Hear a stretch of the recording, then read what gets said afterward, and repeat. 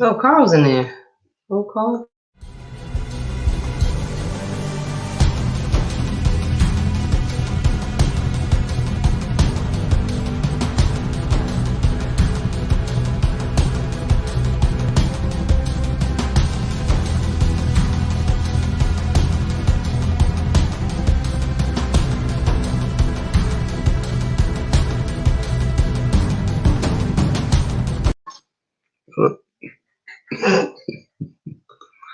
Welcome, YouTube. We are live. How are you guys doing tonight?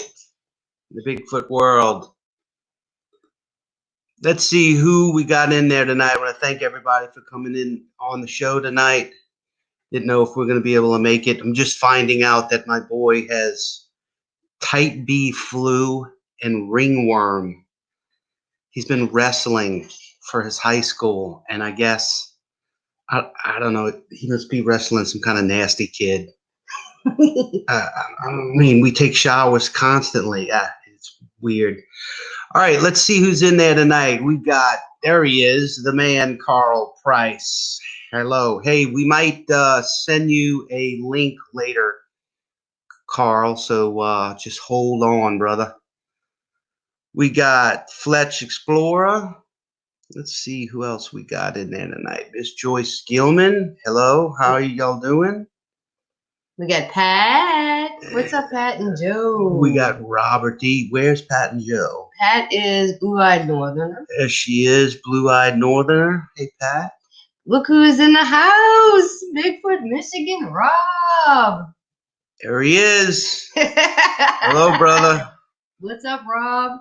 I hadn't seen you in a while. I know you've been busy. I saw your latest short video on your radio gig, man.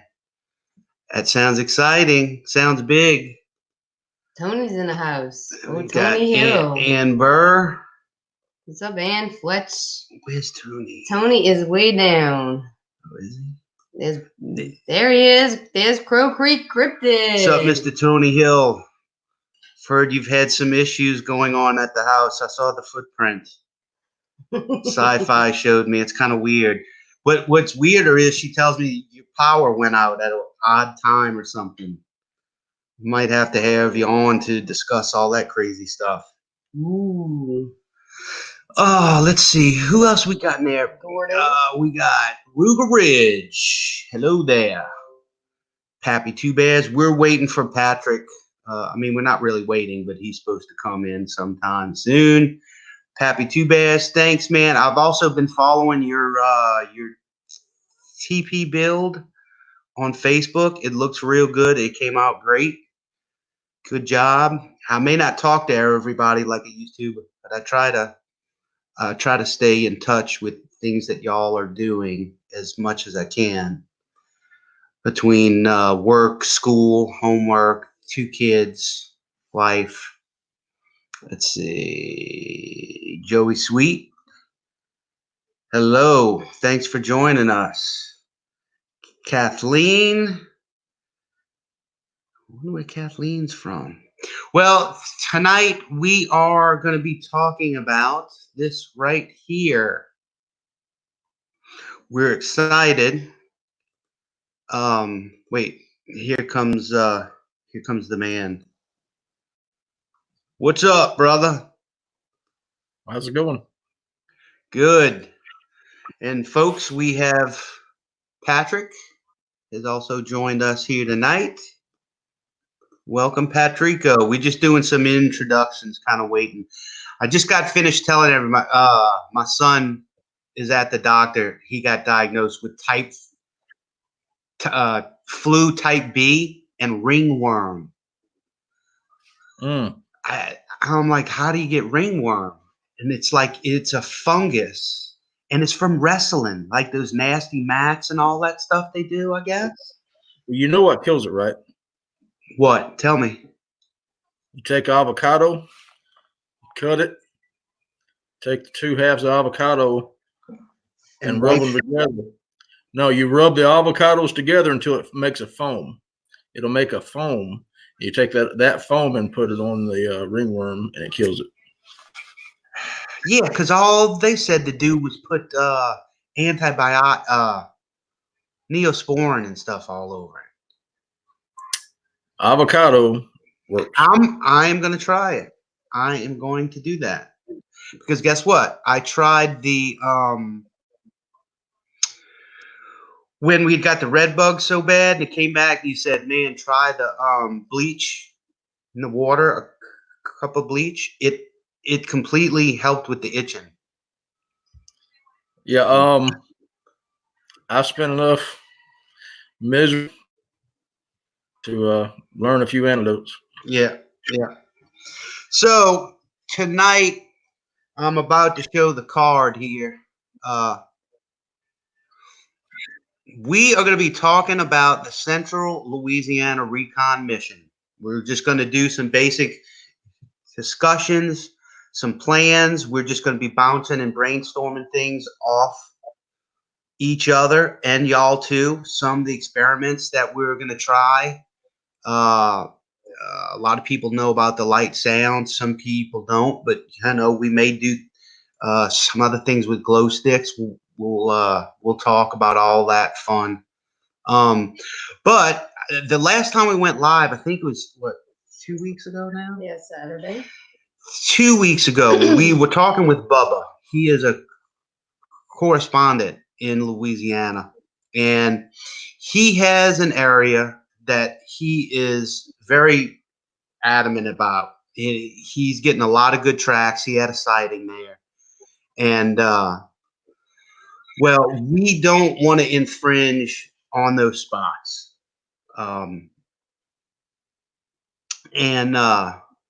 So what we're going to do is Patrick knows a close friend who more 3 or 4 people have had an encounter in Central Louisiana with audible growling from something, but it was loud enough to hear over a generator.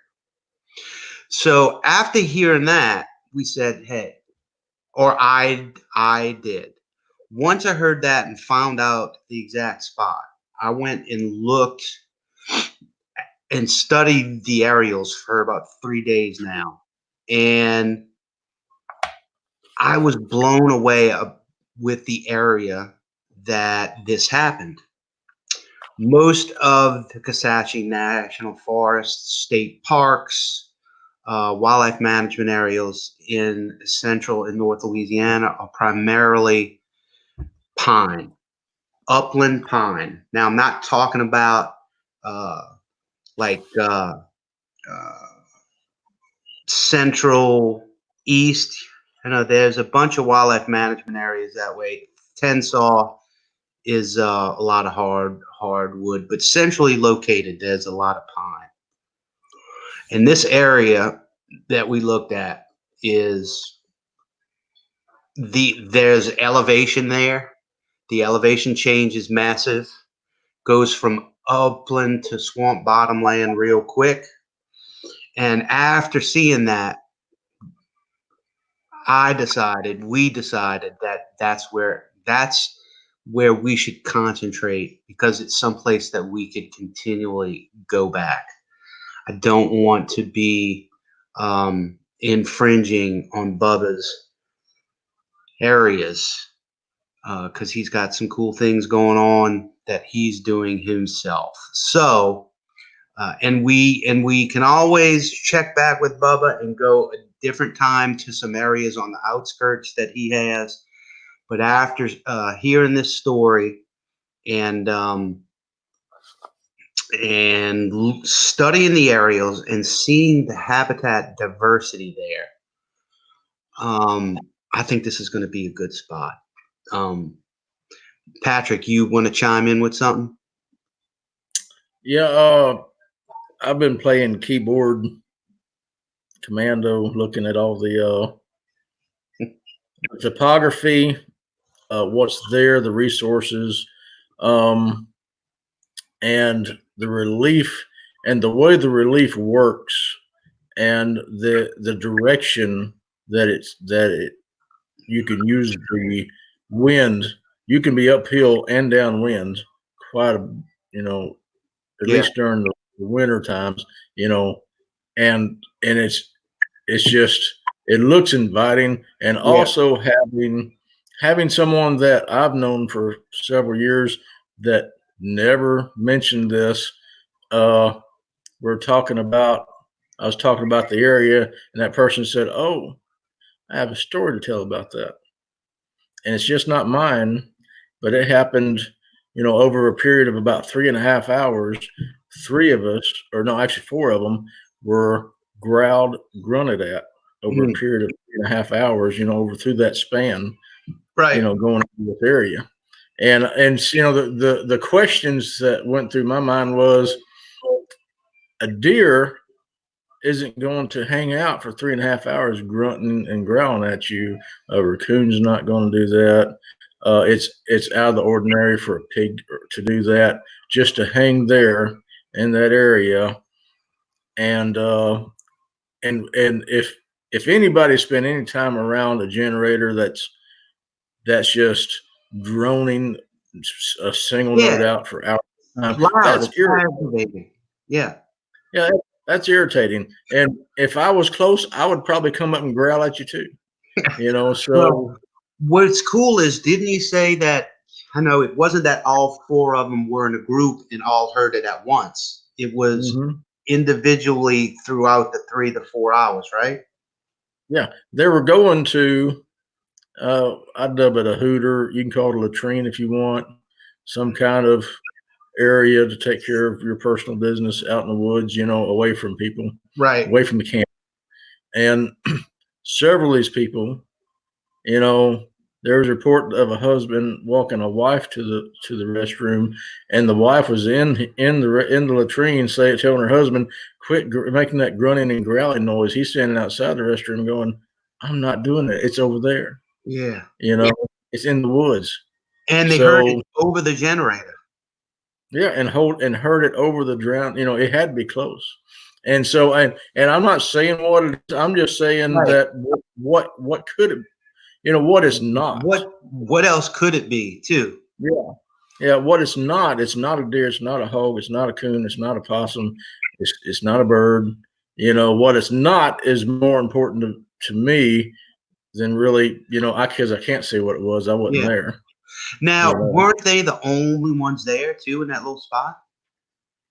Like 4 or 5 of them or something. Yeah. There were some more camps across the way from them, 100 yards or so. But in that area, it was that person and their family. Yeah. So now there's a good something good brought up. Robert D said maybe it was going to the bathroom. I had a personal experience where they didn't like the smell of something like that. I don't know. Yeah. What's your take on that? Well, it's impossible. It's impossible to know. But like many things, I think, given the fact of the habitat diversity, that this place is almost kind of like a bowl of swampland, hardwoods in a sea of anywhere from 100 to 300 foot elevation upland pine woods. I think it's a great place to hunker down. Definitely travel route. Definitely a place where they could easily live. And after looking at it, it's not a designated camping area. It's just a spot where you can camp. A lot of people call that dispersed camping, meaning you can go into some wildlife management areas when it's not hunting, federal lands, state park, and you can not park at the campground, but just walk into the woods anywhere and camp. Dispersed camping. So, and I know it's done a lot in the Kisatchie. I mean, it's over 406,000 acres or something. 600. 600. So a lot of people do it. So and I think that's what they were doing. I mean, if if people aren't there all the time and then sometimes they're there, most people are going to at least go to a spot where there's some water or something like that. So I mean, you got to be die hard to go to an area where there's nothing. There's literally just nothing. And most people don't. So I could see them going in there, and the oddity of having a generator that's not even at a designated campground, that somebody just decided to bring. I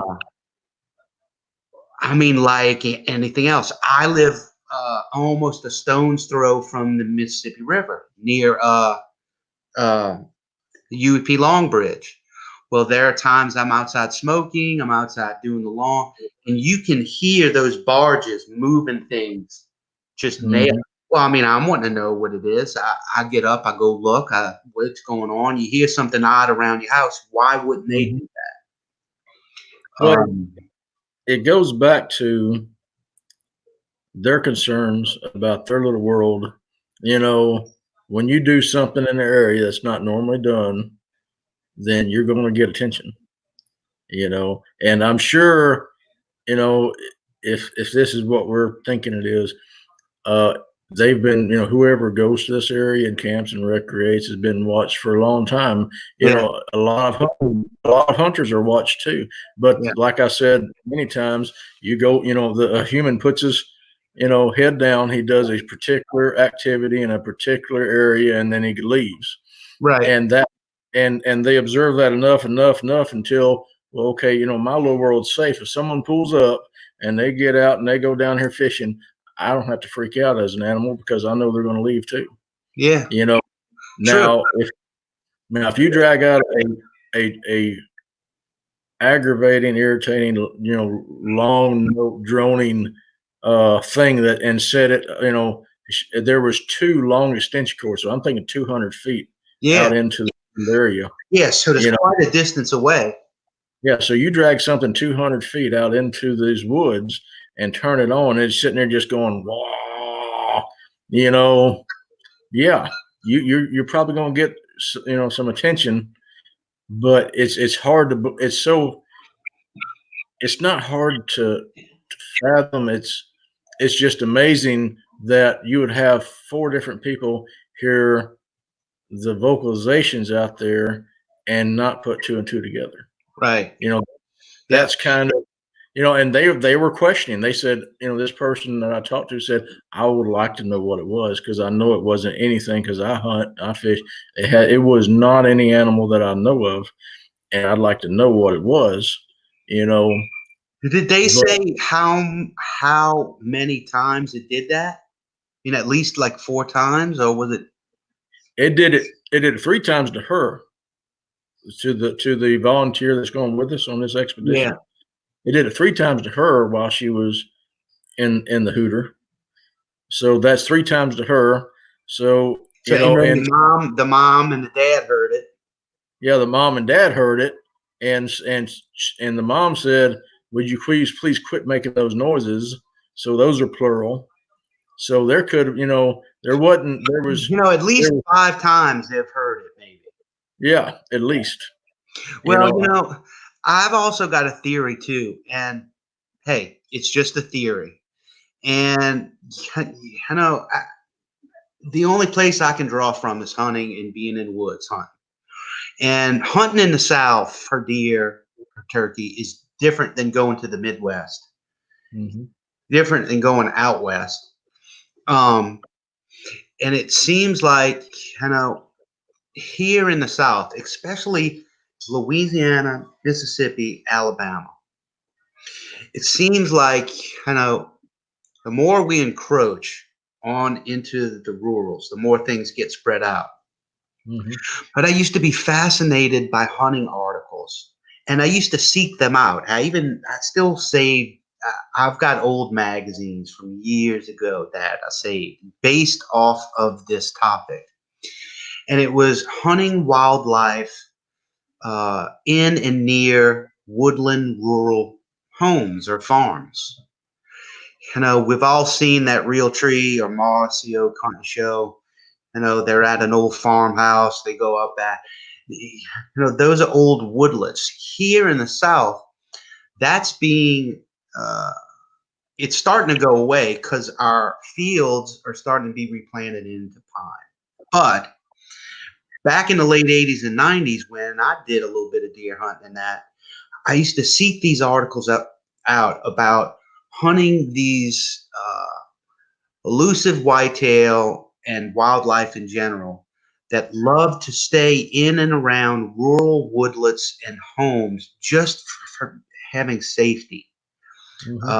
And some of the biggest bucks that have been killed out there could be less than 200 yards from a farmhouse or something like that. Has always been there.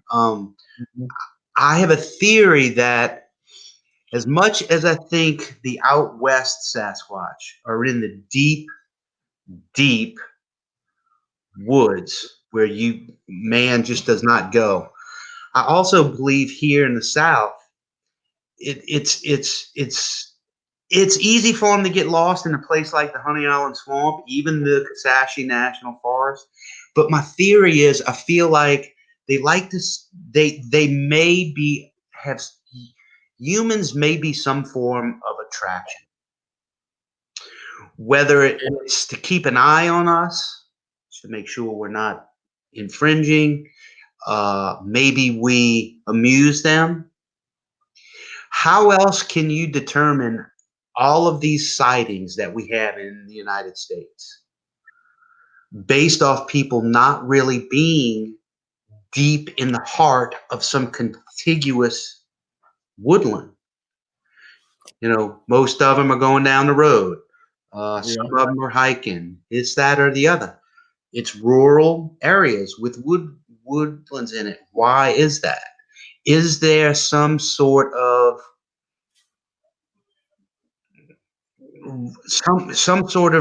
relationship with maybe certain Sasquatch where they are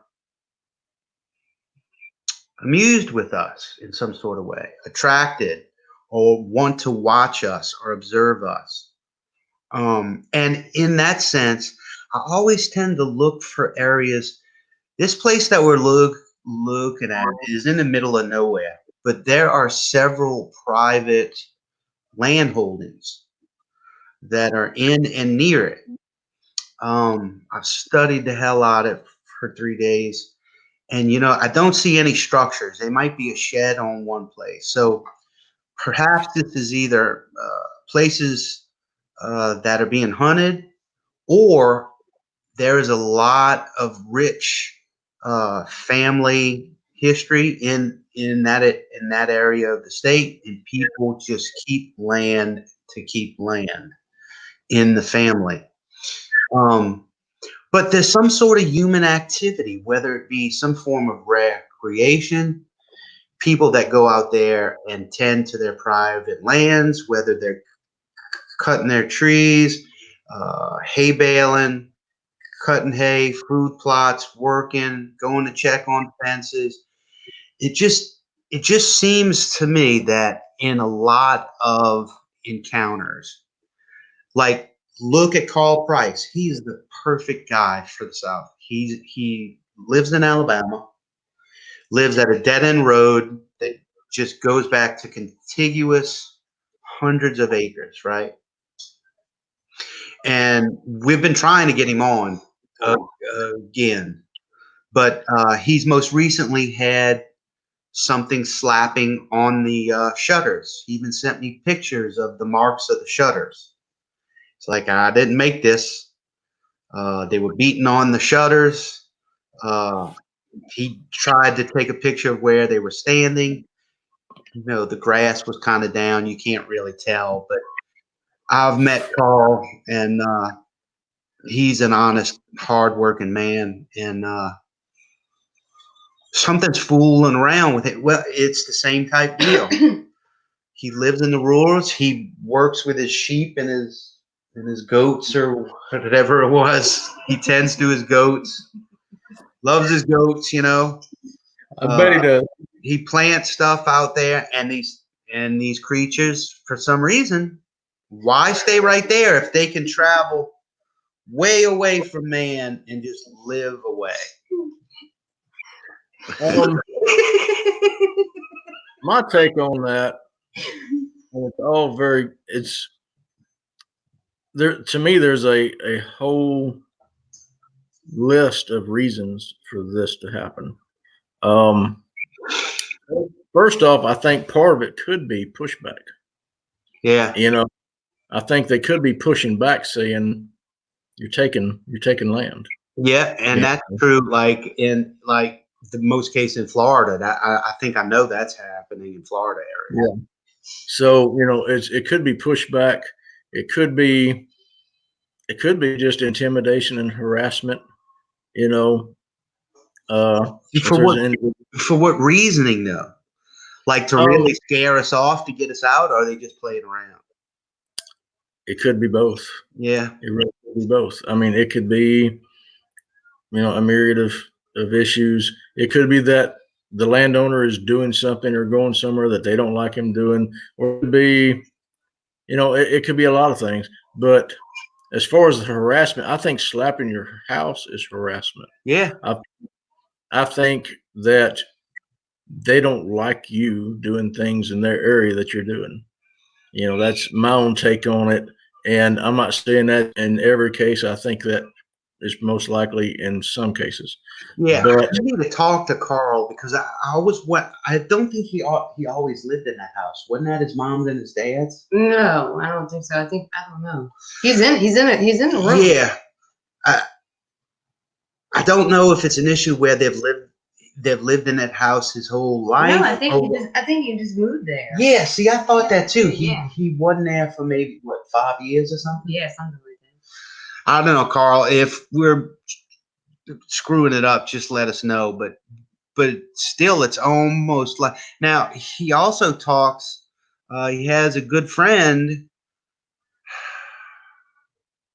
maybe 10 minutes away, 10, 20 minutes away from his house, and she sees things by her pond. She's convinced it's a ghost.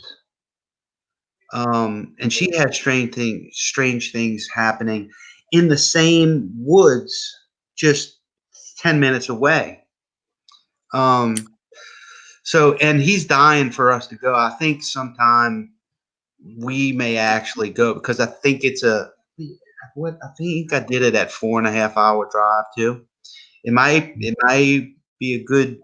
He says it happens often enough that odds are that you could catch something happening. I'd love to be there when something is banging on the house at 1 o'clock in the morning. Try to set up some kind of deal for it, but I mean that's disturbing. Yeah, and I think that's why he got all those floodlights going because he couldn't take that anymore. Well, I just think they're trying to disturb the person there, and it could be that I think in a lot of cases, encroachment is a big deal for them. They have less and less habitat every year, but they're still having offspring, and so they need places for their offspring to feel safe. To make their own areas, and their own clans. But it still goes back to the question I have. Look at the hundreds and hundreds and hundreds of eyewitness accounts. Why would Sasquatch why even chance it with humans? Why not just be in the middle of nowhere and don't even be around anything? Well, first off, the South does not have BLM land. Right. Out west there. That's what I'm getting at. That's what I'm getting at with the South. In the South, you'll have some WMAs, some refuges, and then deer leases. That's it. Yep. 900,000 acres sounds like a lot of land, But when you're talking about your personal area, maybe 10 to 15 miles, 12 to 15 miles, you can eat up, you put, 8 or 10 different groups in areas, and they're going to keep pushing. They got to keep pushing out. If they got a farm that has been abandoned for years and they go to it and they feel safe around it, and if someone moves into it, I have no doubt they would come and harass you. I'm not saying that's every time. I'm just saying some of it could be that. And he lives alone out there, and so does the friend. Yeah, and a person alone, is an easy target. Yeah, all the way at the end of the road, like the last house in the middle of nowhere. So, so let's get into a little bit about the plan. So we are going. It's the Black Friday Recon Mission. It's the Black Friday Sasquatch Recon Mission to Central Louisiana. That's when it's happening. The 29th through the 1st, we are going to go. Every place that we go that's different, if we can possibly go live just on the whim, we're going to try to, but I doubt it didn't happen for Mississippi, and I'm sure it won't happen here. But this will be the first time that I'm going to bring the drone, and one of the things I want to start doing too is using a drone is overrated, especially if the canopy is still full. What are you going to see? You're only going to see something if it comes out, and really and truly, you're limited by 15 to 20 minutes of flight time. And it's extremely difficult to fly. I don't care what anybody's going to tell you. It's even if you are a very seasoned person that flies every day, you still have to watch what's going on. At any moment, the batteries you use could have a bad cell and die, and drone could fall out the sky. It's always problems. I always like to fly my drone with line of sight, see where I'm at, and I don't go too far with it. But I've never really. I think one time you and I chatted about the possibility of using a drone to scout, and that would be to get close enough to like a creek or a river or a stream, put it up, and then parallel the stream on those sandbars and get close enough to see tracks or something, which sounds like an easy thing to do, but most drones today do not have zoom lenses, so you'd actually have to get the drone down. So you'd need to be, let's say there was an open area and then a line of trees, and then the stream is behind those line of trees. It's not like I can fly the drone up, go over the trees, then bring it back down to scan, because now all those trees are in the way, and it just doesn't work that way. Now I can bring that up, and if those antennas see that drone above the canopy of the trees, then I can fly it that way. But we won't be able to see tracks. Here's a question, and it was kind of my thought on it. If you get out there either as the sun is, shining sideways going down, or in the mornings shining, coming up, tracks in sand are pretty deep.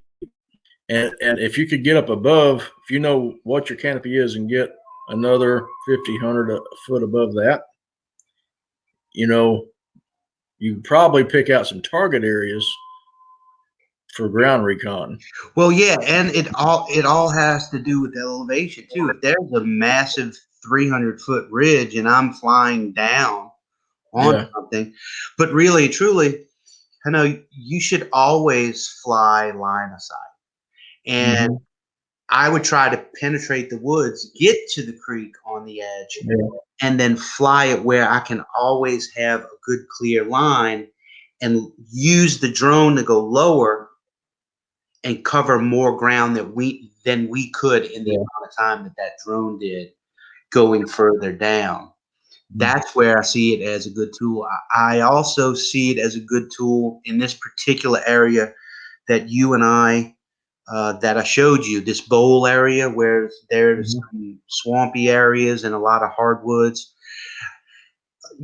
Flying it through there, just getting a better idea of where those ridges are, what's there, what's not. I mean, what's behind the ridges is interesting. What's behind the ridges? What does it look like now?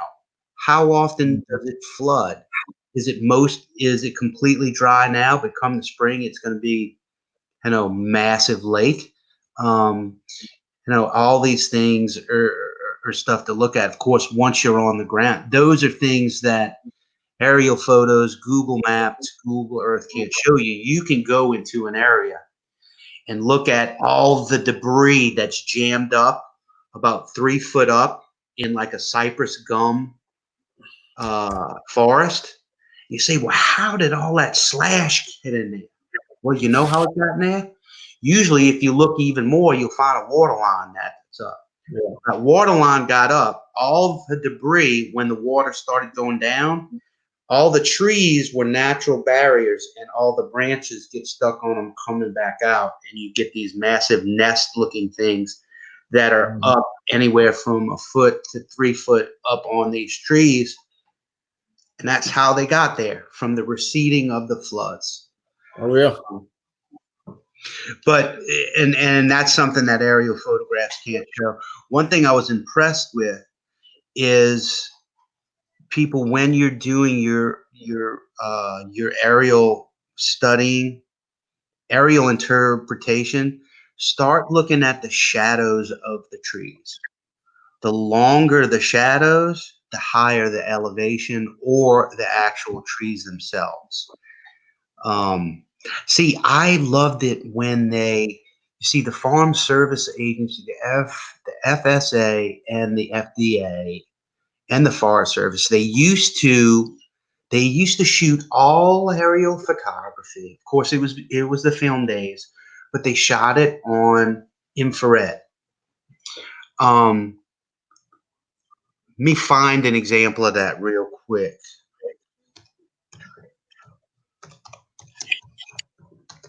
Aerial photo, because I want to show some people some things.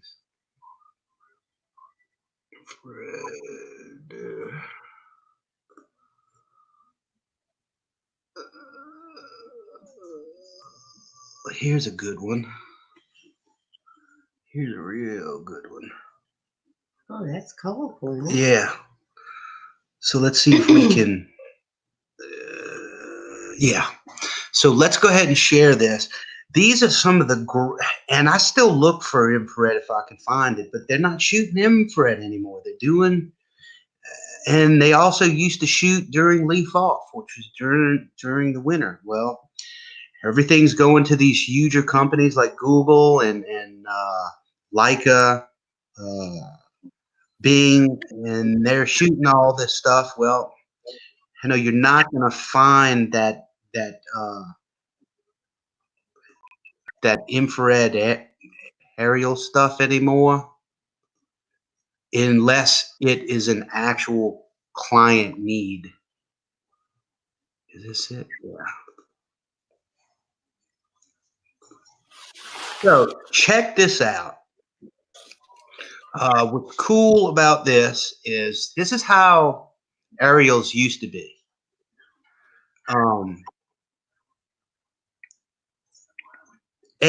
Notice the infrared. Well, that is the foliage on the trees, okay, gathering energy, and it's brought out. Well, what's cool about this may be a lot of the reds are going to be trees with either leaves or needles that are still on them, and the ones that are grayish or greenish are mainly branches and have lost. So you can tell which trees have lost, like these in here have all lost. So this is deciduous trees, hardwoods. So what you usually can do, especially in the South, is, well, pine needles don't generally lose all their needles. You could tell where the pines and the hardwoods were.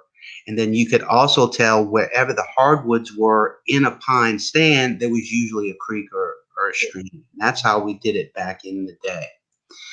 But, you know, they don't use these, don't use near infrared anymore. I kind of got off on a tangent there, but I intend to bring that drone and get some shots, not only for kind of some cinematic shots for the video, but you know, if we can find a use for it, I want to take some shots with it. And then we're going to go into, let's see. Ann Burr says this, and this is a good question. Aren't y'all worried about hunters in the area while on this next expedition? Yes. And that was something that I wanted to tell Patrick, is that, you know, we're only going to be there 2 nights. Really, 1 day and 2 nights. Patrick's going to be there really 2 days and 2 nights. So each place that we decide to go, you know, we have two decent spots that we want to check out. And that's all we can do, is really hope that there aren't hunters in that area. If they are, I need to look. We both need to look at some Plan B areas to go check out. We'll have to see. It may be an issue of just waking up early and getting there first.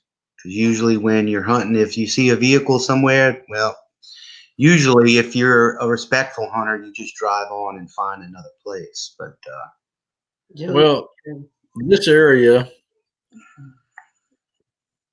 we're going to be going to is, you know, I'm pretty familiar with it. Yeah. And it's been a while since I've been there, but it wasn't too ate up with hunters when I was there. Which you got to understand, the areas these things cover are large enough to where, you know, if you come up on a road where there's a hunter, you can go a half mile or a mile or even 2 down the road and still be in this area. Yeah. You know, of these things. Right. So, you know, we can definitely circumvent and get around them. Definitely wear hunter's orange. You know. Do you have a hat? No, I can get one. Yeah, you need a. I got an orange vest. Yeah, bring the vest. That'll work. Let's see. We also had. Excuse me. Bruiser says, "Christy, are you going this time?" What you mean this time? She's been all the times.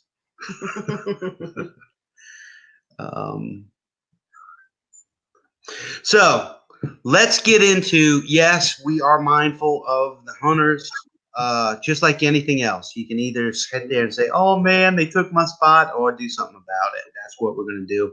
Are we scared that we're going to get shot? Hey, that's the risk you take when you put hunter's orange on and you go out in a place that they're hunters. Now, you've got to have some common sense too. So, you know, we are going to take that approach first: safety, hunter orange, do our best to get away from those crowds. It's a big enough place where I think everybody can have a slice of the pie. Let's get into the advancements of the light sound experiment that you were thinking about, and Christy's got some ideas too. Okay, Christy, I like to hear your ideas. Well, one of them would be to take some garland with little bells on it and the garland has the pretty, red and green pretties on it with the bells, and hang it from a tree. And Scott said something about taking a bell and sticking it to the recorder and seeing if something hits the bell or even hits the bells with the garland, That'd be something cool. That would be. Or even taking a mirror and either hanging it or putting it on the ground to see if something touches it, goes with it. That not a glass mirror, but I can get something with plastic, Well, I went to this Home Depot some years ago, and I picked up one of those door mirrors. Mm-hmm.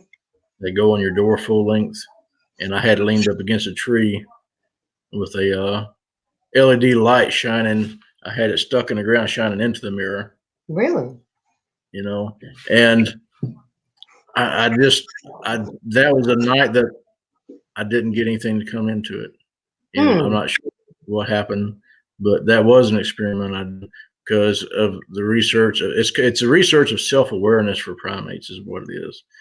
And a self-aware animal can walk up and look at a mirror and recognize itself. But one that is not self-aware will walk up and just stare at it and think it's another animal. Exactly. And it's very inquisitive of it. And it can touch it too. Mm-hmm. Yeah, over in other countries, they're actually making billboard-sized mirrors, and they build a frame and nail the mirror to the frame for big silverbacks to walk up to and look at. And there's pictures of them. You can Google them up. There's pictures of silverbacks just sitting staring in the mirrors, So that's what gave me the idea of it a few years back. I just didn't have success with it. I only tried it once. So you probably could have success with it. Yeah, not a real big mirror though. Something small, something that it could touch, and there's ones with plastic ones. I'm a fine one. Don't worry. Well, this one was just about 16 inches by 3 foot, or maybe 4 foot. Then also, I got an idea of getting some wood blocks and building like a little structure with, just those kids' wood blocks, and putting it out there and doing like a little structure and leave some on the side and see if they will build something with it, like mimic. Yeah, that's a good idea. I thought about at our firelight. I have 2 successful experiments. I have a lot of other ideas, but the 2 most successful experiments is firelight and the light sound. Now, firelight, I thought about putting some glow sticks out there a ways away, because during firelight, I've had them circle me, walk around. I've had them go out a distance, knock, whoop, but I didn't think about putting out a target area for them to go to and check out while I'm at the fire.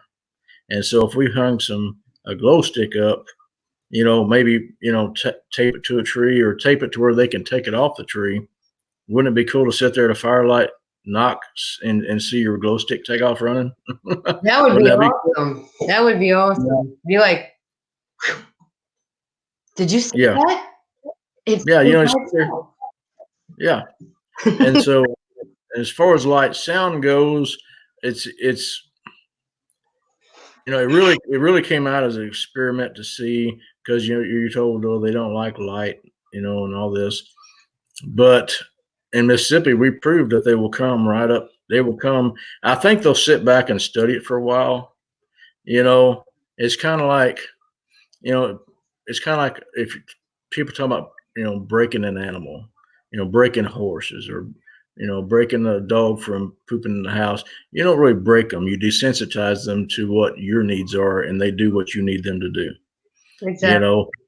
And so I wanted to see if they could become desensitized to a lantern, LED lantern, see if they'd come into it. And I'm sure they sat back and studied a while before they made their way up to it, but they did come to it. We tracked them around it, so we do know they will come in on an LED light. And so that is very important when it comes to getting footage. because, you know, a question I asked a long time ago, how do you film something that can see IR light? Well, the answer is you don't use IR light, you use the light that they're desensitized to being around.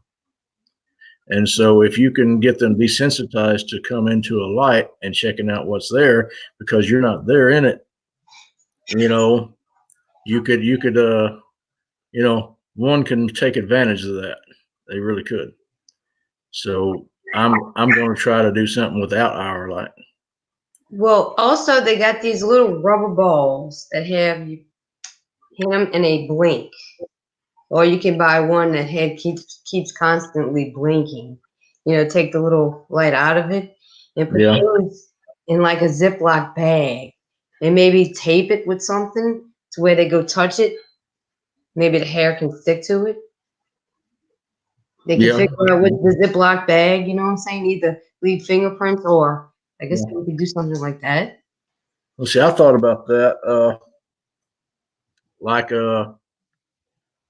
Like if you took a glow stick and if you had a hauled out stump or something that they reach into to grab the glow stick and have the inside of it lined with something sticky to collect a hair sample. You know, I thought about that. Yeah, you know, here's the thing about, you know, I've been really kicking the idea around on having a trail camera set up on a light sound experiment. And that's part of why the LED lantern is so important, is because if you can disable the IR light emitter and keep the motion sensor still going, then it will still film, you know, in low light conditions, but you're using an external light source that they're already desensitized to. Now, here's, you know, and that sounds simple, but it really isn't. Okay, they picked out clear tape on a moonless night in the dark in the bottom. They could see it. They picked out your audio recorder immediately and walked right to it and went to tapping on it. So, you know, the question is, will it be enough for a camera to not emit IR, for them to not be scared of it or be able to pick it out or stay out of its way? You know, will that be enough? Right. You just told them about the lantern showing the light and then putting the camera with no IR and the light being enough to catch something. Okay. That's a theory. It's a theory. Yeah, it's a theory. You know. Well, I mean, if there's any truth to them seeing the infrared, if we don't use infrared and you have some sort of substantial light source there, you know, the key is distance.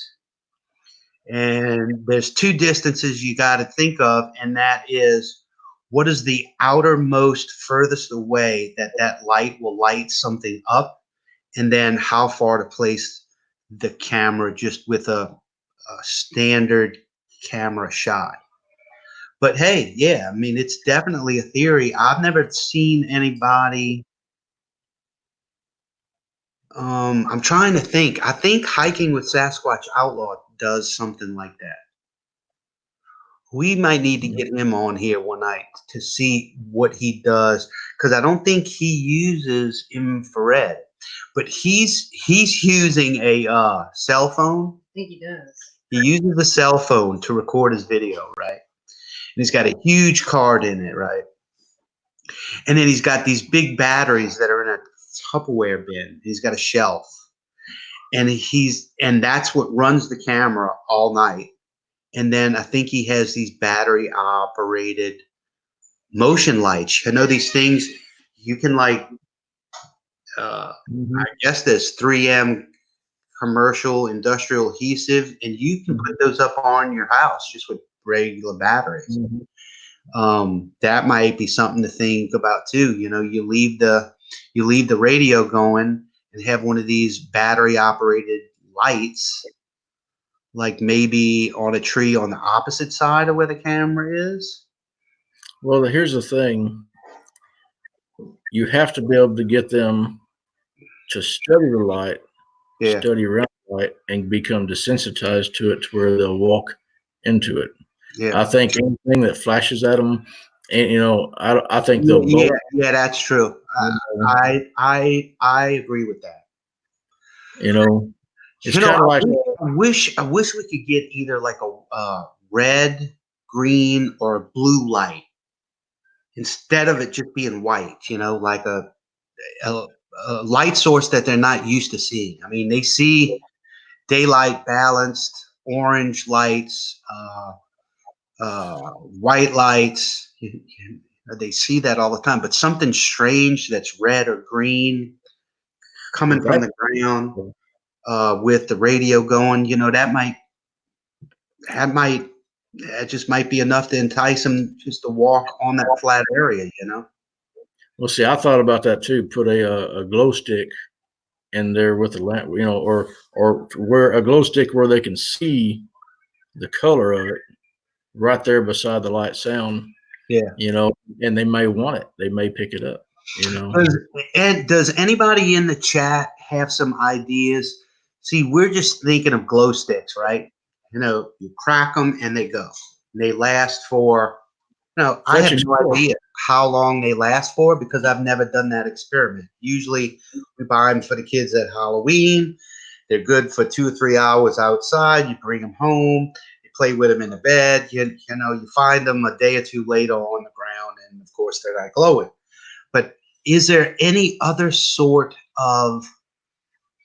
There's got to be some kind of commercial type glow stick, like at Lowe's or Home Depot, something that's bigger that would last longer, but has color. Hey, I just had an idea. Huh. I don't know what it cost. But those Star Wars.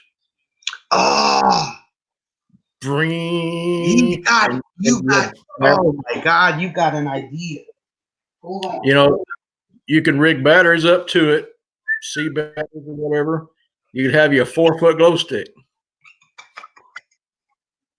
Don't tell me he has one. Don't tell me he has one. No idea.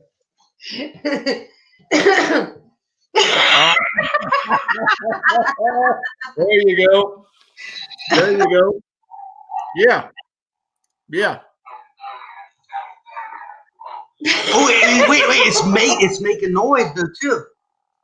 Yeah. Yeah, but how do we keep it on? What do you mean? It goes off after a while though.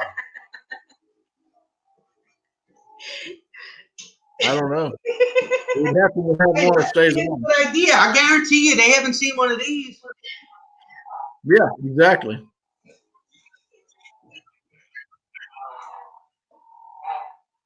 May the Schwartz be with you. May the Schwartz be with you. Your Schwartz is bigger than mine. What a good idea. If we can find a way to keep this running. Well, it'll keep, the glow stick runs off a chemical reaction. One of those, it emits a light like a glow stick, but it runs off batteries. So the chemical reaction in your glow sticks, a lot of them get killed with cold weather. Cold weather will cuts the life in half. But I know there's got to be something. Robert D says, "Watch out, Scatty! You'll cut your arm off."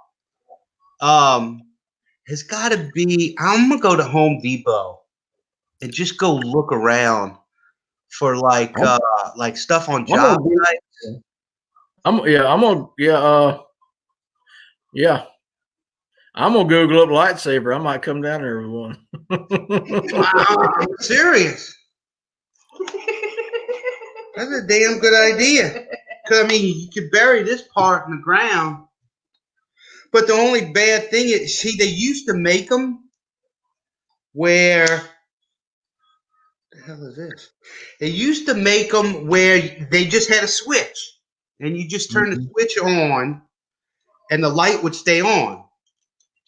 Or, really and truly, if these things are cheap, it's got to be a way to rip this off, and then you could put a mag light or something around it and tape it. That'd be a good idea. Excellent idea. I mean, even if you can't rip this off, just saw it off.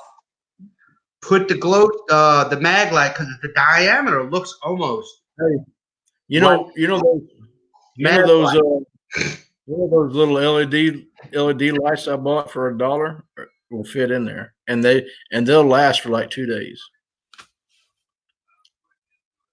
Am I froze up? But it's gonna come back. But see, and then that would be our color. Yeah, that's a good idea. You know what? Don't they have like saran wrap that's like red or colored? I think they got that. I have to go take a ride to Hobby Lobby and see if they got plastic during the holidays. Yeah. Yeah, see if you can find that. Yeah, and we can get a flashlight, a cheap flashlight to put around. Well, if we get enough of it, if there's enough of it, we might be able to just put it over those. He's got some lanterns. Yeah, I'll go check see tomorrow. if we can put it around it. I'll go look tomorrow. Well, that's what we're gonna do. We may have lightsabers and saran wrapped lanterns in our light sound with the radio. Another thing we need to get. We only have one radio. We need to get a second radio. I'm gonna take care of that.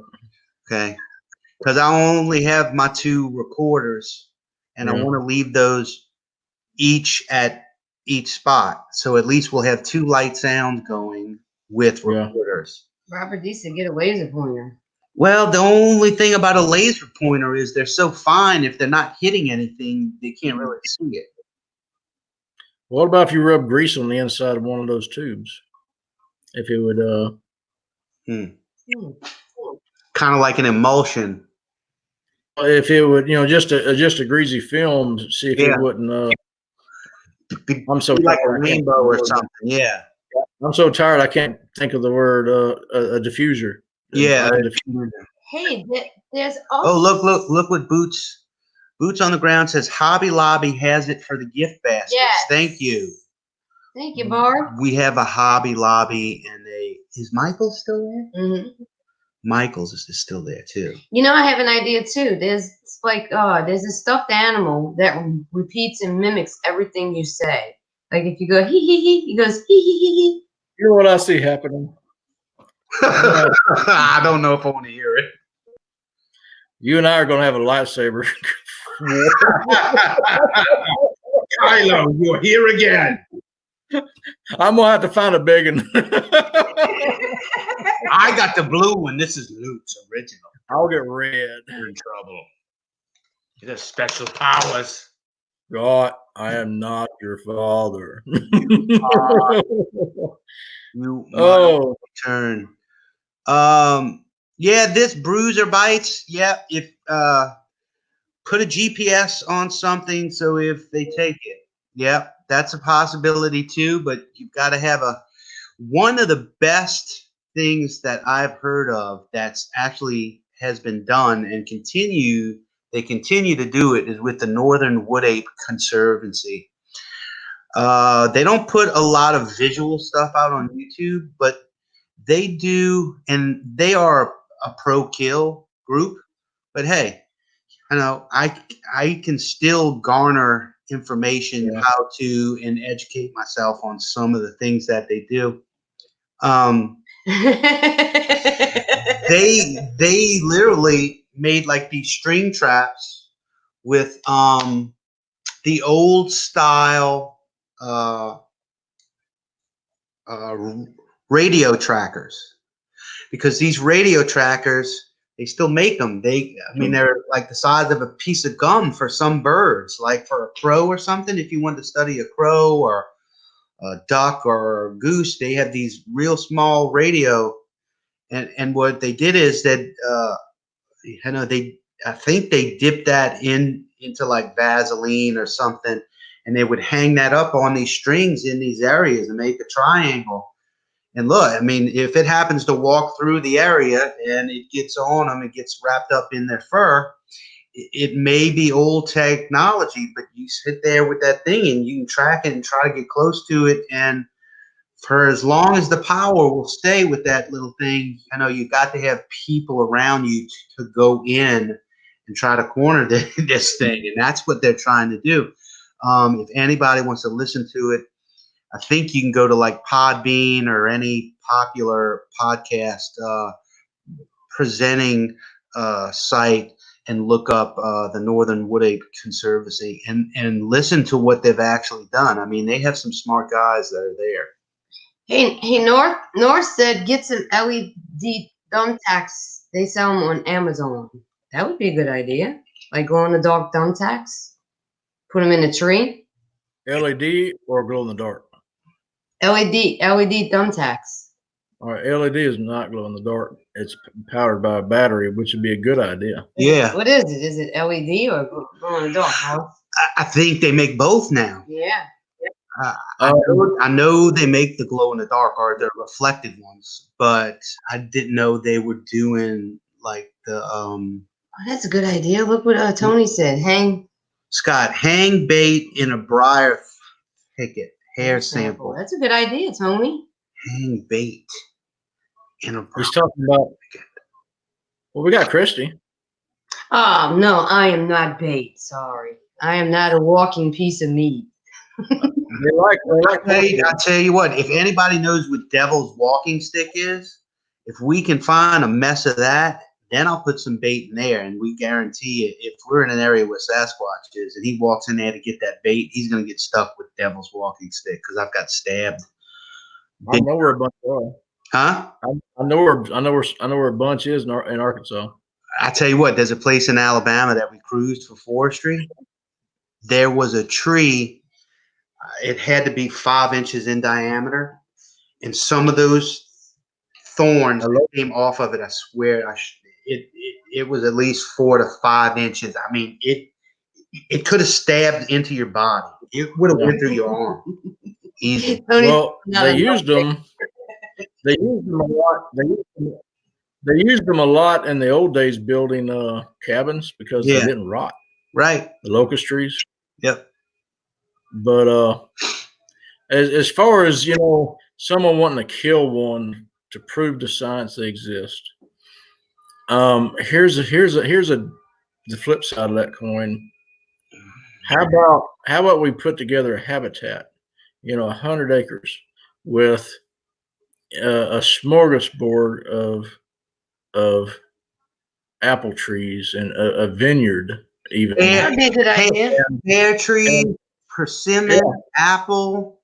Yeah, and you can set up an old farmstead looking thing, a shed with one light burning, and you can hide cameras, in plain sight somewhere. They make very small cameras, and they'll be desensitized to come into that light, even daytime.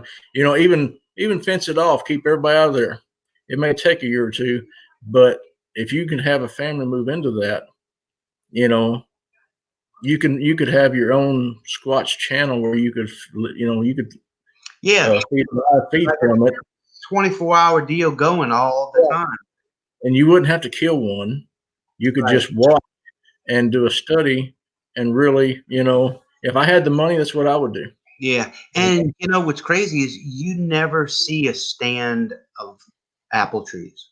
You never see a stand of pear trees. You never see a stand of persimmon. It's usually one amongst many other variety of hardwoods. But if you could literally make a grove and put a pond in of those varieties, I mean, Osage orange is another one. Do you know what a quince is?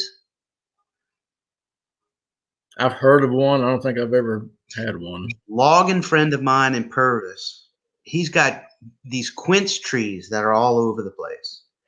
And to this day, I don't know what kind of tree it is, and I'm a forester. But these quince look like an apple, but they are sour. And he eats the whole thing. Just takes it off the tree and eats it. He calls them and their family for years and years. Called them a quince. Hey, you want a quince? I'm like, yeah, try it. You sure it's not a green persimmon? No, no. I know persimmons. This quince thing is a little bit bigger than smaller than a softball, bigger than a baseball. Hmm. Does anybody know what a quince is? Be like a Bigfoot buffet. But yeah, if you could buy up 100 acres, or if you had the money, 1,000 acres. If I had the money, I'd buy 1,000 acres, and I would build just a put every natural growing fruit tree that would benefit them with a pond, Yep. and have it backed up to a larger uh, Yeah, but they'd a have larger to take it. area. Right. And I Don would Butcher says, put some grease on a teddy bear with a GPS chip. That is a good idea, but you're contingent on whether or not they're going to take it or not. And usually, most people that leave out trinkets and toys and things, they may be fooled with, but they never take them. yeah. I've never seen a video where they were completely gone. Well, even in Mississippi, and I'm not saying this is 100% happened, but my radio went. You could not hear it for 11 hours, and then when you heard footsteps, you could hear it again. So I don't know if there's some kind of something about not taking your stuff, or at least putting it back where they found it. I don't know. Yeah. North Country Bigfoot says, I try hiding my recorder and they find it every time. But if you put it in the same spot every single time, you might get them on camera with no night vision. Right. See, we're just really getting started with all this, but the first light sound experiment north that we had in Southwest Mississippi, for the entire 22 hours that it was out, I'm saying a good 12 to 13 of those hours it was fooled with and messed with. And we didn't do the conventional either put it up way high or put it at eye level. I made sure to put it at knee level just because. And it was maybe 15 yards from the light sound experiment from the radius. It was camouflaged in a waterproof cigarette box, and I wrapped it with tape, and then we put all kind of brush around it. I think this time I'm going to do the same thing, same height, but what I want to do is wrap it around the tree to where it stays still. Mm-hmm. Because even if they fool with the box and it's attached to the tree, that rigidity of plucking that hollow cigarette box will resonate even louder, really, in that mic that's right underneath it, as opposed to just kind of, because that's what they were doing with it. They were just kind of like bloop, bloop, bloop, bloop, bloop. And they would go and come back and go and come back to it, right? And there was even a part of the night where it was being fooled with. For some reason, the radio we couldn't hear the radio anymore. But it came back, around 9 or 10 o'clock in the morning or something? It's gone 11 hours, or you couldn't hear it for 11 hours. Yeah. That's Whatever the cause was. But light sound, Scott, the two most successful experiments I've witnessed is firelight and light sound. Yeah, and I think that's what we need to focus on. Yeah, it's something that we could get good at. And I'd like to have 2 firelights and have two light sounds going. I like to have a firelight. I like to have a knocking firelight, both nights. Yeah. Somewhere. Well, we're definitely going to do the firelight with your glow stick idea, possibly knocking with that at that one area generator was. Yeah. We know that. But we need another spot for a firelight. Exactly. So we need to get looking between now and next Friday. Well, here's my question: is is there enough natural barriers between where the generator was and where I had my encounter at for that to be a division line between two different There is. groups, or do we, because I don't know how everything's divided up. In Mississippi, we had to get down there and do tracking and figure out, okay, this group stays over here and this group stays over here. And even though they're maybe 5 or 8 miles apart, there's a distinct line of of territory between here and there. And I don't know how this is. Yeah. Well, we really got lucky that we found we had tracks in those spots. I do it all the time. I mean, it still baffles me. I do it all the time. It's so hard for me to believe, but it happened. It's researching the area. It's finding all the criteria that matches what they need, and then going and looking. Ann Bird had a good question for you. Oh, wait, sorry. How long ago were these sightings or these audio in this area that we're going to? When that happened? I believe not this summer, but the summer before. Okay. So almost like a year and a half. Yeah, I'll have to confirm that with the person. Yeah, find out. But it's North Country's got something here. He says, put a light and trail cam with no glow and put it in the same spot over and over. Put a light and trail cam with no glow. Yeah, your IR glows when it comes on. Yeah. Well, cover that up with a piece of tape, put a light out there. It's basically what we're doing. Yeah. But he's saying do it repetitively to try to desensitize them. Well, but here's the thing about that. And this is critical. If you go in their area and you do something in their area that is odd to them, they're going to come check it out. If you do it a second time, they may give it a glance or two, and that's about it. Third time, they've patterned it. Okay, they've patterned it. They've patterned you. They may come in at a distance, look at it at a distance, but they're not going to be that inquisitive. Yeah. Okay? So, they're coming in because they're worried about a threat to their little world, and they don't want their little world to change. And so every experiment you do, you either have to do it to a new group from the last time, or you have to do it to the same group in just a little different way. Yeah. You have to make it a little different. I still like the idea of using the trail cam, but definitely using our light source. Yes. Adds a possibility. And hey, it's kind of like a secondary surprise that might work out. You know what I'm saying? I've been thinking about this for a while. I know you have, but until they can start some of the more advanced, there are only a few cameras out there, and let me show you this real quick.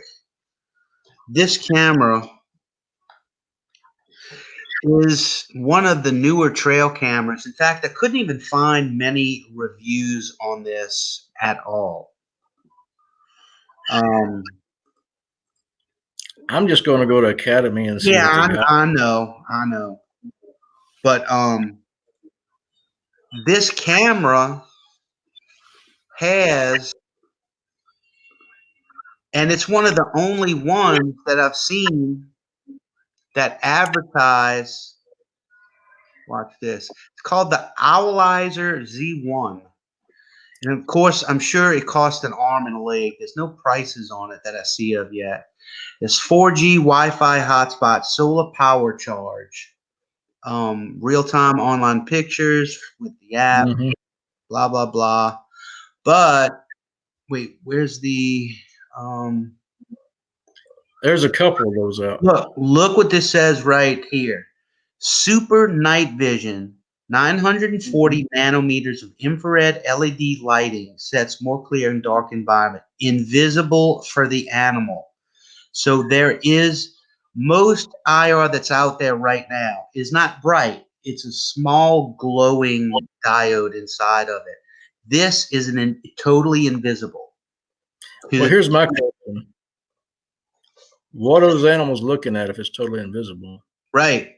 No, I get it. I mean, I get it. I totally get it. Every trail cam picture I see that has they're looking at it. I know. You know. But another thing that I think we should do too is don't put it on the damn tree at chest level. I think we need to put it down at the stump and angle it up. That's exactly. Why always do that? Why always put it right there? Well, here's what I thought about doing. Just put it down and angle the thing up. Here's what I thought about doing. I thought about taking, some kind of a medium and making a whatever shape your lens is. Yeah. And sticking it to where it has depth. And the same thing for your motion sensor, and then burying it in a pile. Yeah. So really all that's there is these two tubes really that's sticking out. Yeah. And the light isn't going to be going inside the tube. It's just going to be a dark hole. Yeah. And there's no light emitting out of it. Well, damn, that's a good idea, dude. That's a damn good idea. I've seen these wildlife photographers. They do the same thing with these boxes. They literally will build a box, right? And exactly what you're saying. There is, a tube or a piece of PVC pipe that extends off. And they even make another box where the flash is, like they're trying to get far away hawks or seagulls or something, things that aren't really afraid, but the same principle can be used to put that in the ground. That's a good idea. Pappy Two Bears says, a lot of our big Wi-Fi or 4G, it is emitting radio signals which may be detectable to something sensitive. That's possible. We don't know. They could be definitely aware of any type of Wi-Fi, 4G cell type waves or signals. You never know. But don't use that. See, the only thing that I'm interested with this Owlweiser, all this 4G, Wi-Fi, hotspot, solar truck, I don't want any of that crap. What I am interested in is the new technology of invisible infrared. That I'm actually having a guy build me an invisible infrared light, and they use it in ghost hunting. I think it's called Deadlight. He doesn't have a website. He's just on Facebook.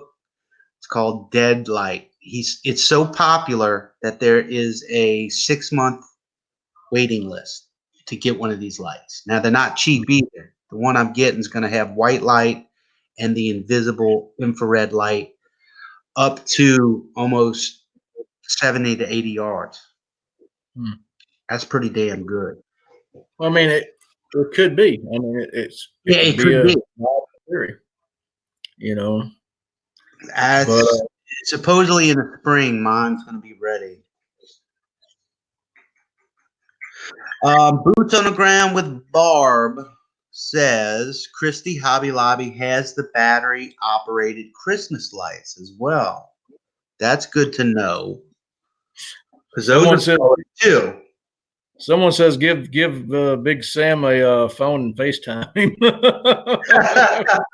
Leave FaceTime on the whole night and just hope that he picks it up and FaceTimes with us. Oh my God! That would probably be how something's going to happen. It's going to be out of the box. A creature takes something and accidentally uses it, and we're like just completely floored. It's going to be something out of the box, but yeah, I really think we can do it. I think we can. I got confidence in us. North Country says I have the best results with a voice recorder talking, burping, running, bush slapping, twig breaking, and stick breaks.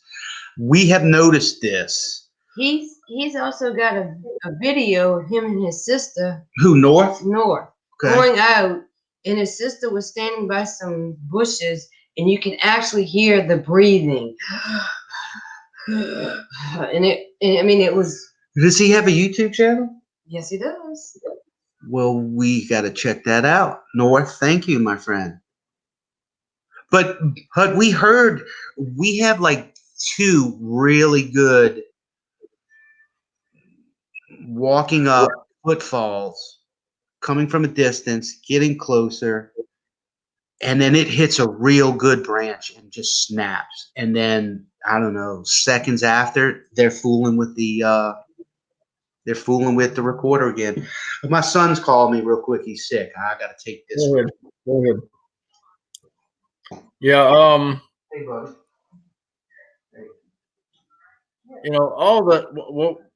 All the things we're talking about that are out of the box. The whole idea is about putting something in their area that they've never seen before, that they feel is threatening their little world, even though it's not a threat psychologically in their mind. Anything different, they don't like change.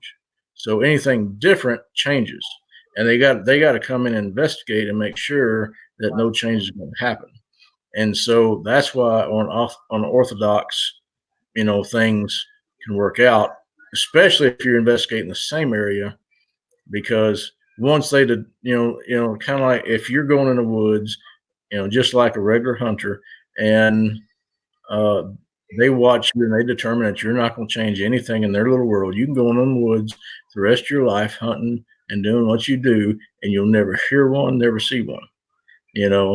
Now if something changes, then they're going to reevaluate you and make sure that their little world isn't going to change still.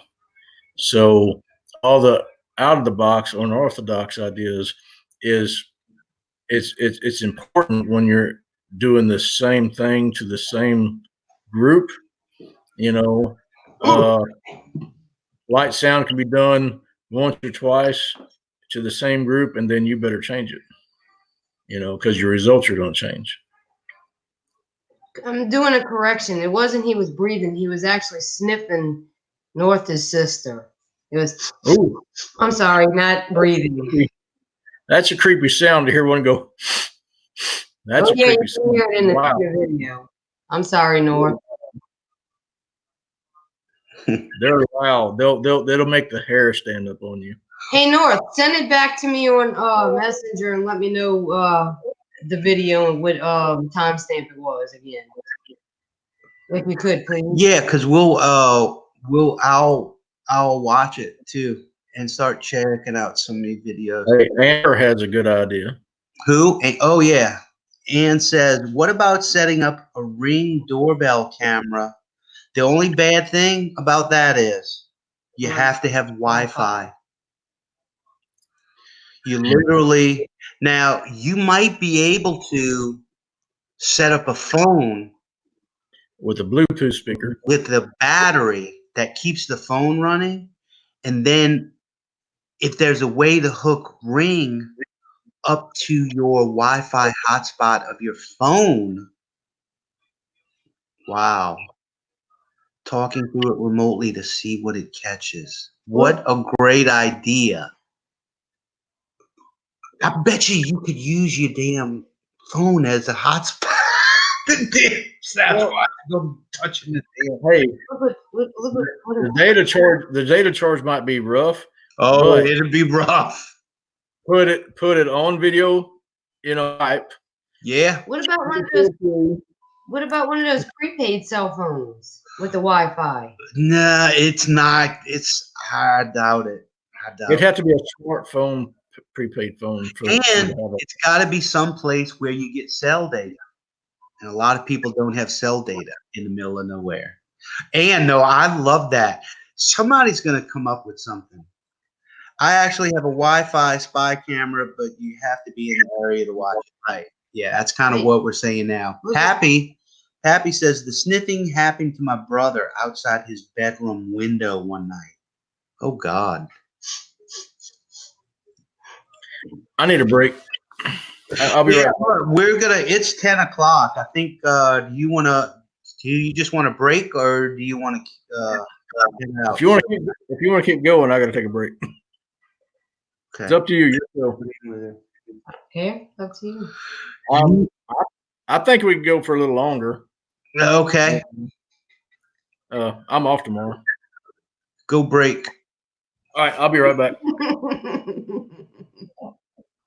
Oh, see, Hiking with Sasquatch Outlaw, he does the phone and the battery things. That's right.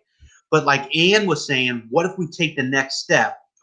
Okay, Ring doorbell deal. The way that works is, there's a camera outside your house, and then they hook that up into your Wi-Fi.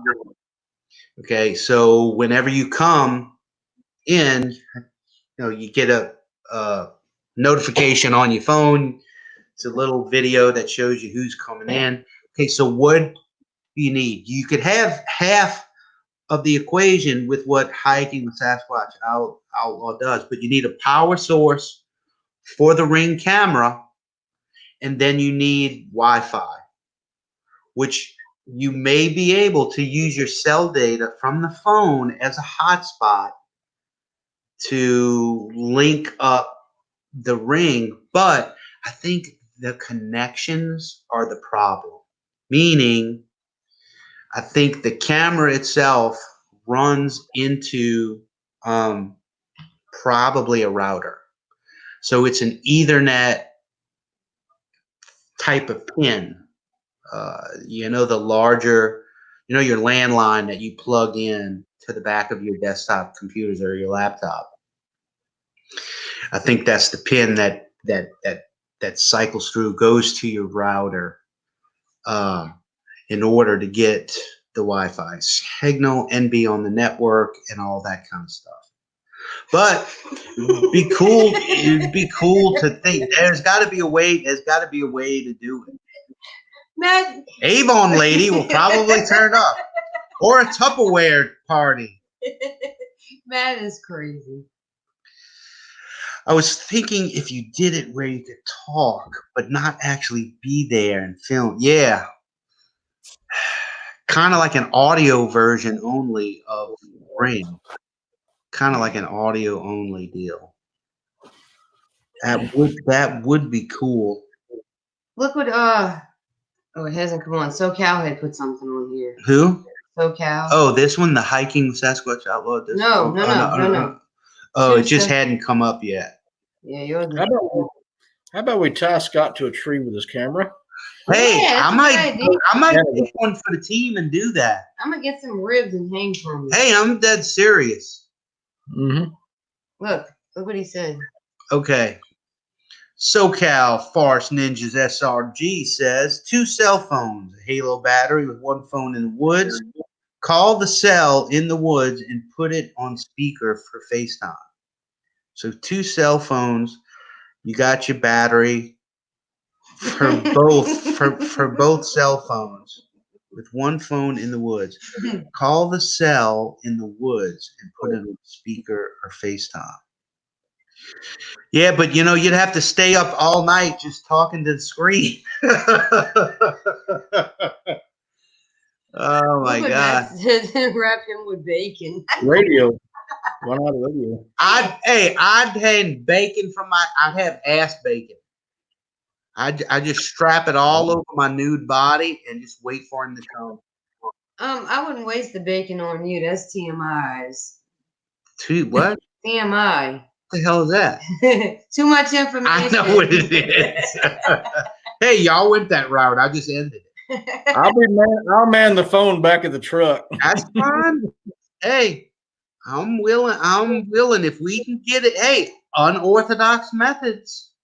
Hey, I like the answers coming in from this group. Yeah. A lot of great. You can take this idea and combine it with that idea. Combine it with another idea. That's exactly what we need. People start thinking about things. because that's what it's going to take. It's going to take some off the wall, crazy idea. Not necessarily this, but I'm telling you, somebody is going to come up with something. Wait, what did they say?